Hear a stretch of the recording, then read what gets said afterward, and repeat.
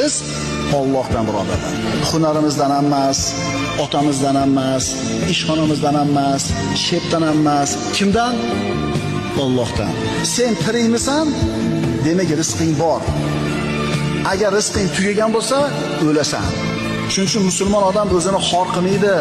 Rizq topaman deb, shepga, oshnasiga, qo'shnisiga. Meni rizqim Allohning qo'lida. Seni ishxonangda ishlamasam, boshqa yerdan Alloh rizqini yetkazaveradi deydi. Agar iymoni komil bo'lsa, rizqini Allohdan yeydi. Shep, meni haydamang, men нужна эта работа deydi. Menga kerak shu ish deydi. Haydamang deydi. Alloh taolo rizqini bitta eshigini yopib qo'ysa, boshqasini albatta ochadi. Chunki siz tirikmisiz? Robbis subhanahu va taolo sizni rizqingizni o'zini zimmasiga olgan. Xotirjam bo'ling, qo'rqmang, cho'chimang. Kursda o'ynashdan ham qo'rqmang, do'konlar buzilib ketdi desam qo'rqmang. Sizni rizqingizni Alloh o'zini zimmasiga olgan. Xotirjam bo'ling.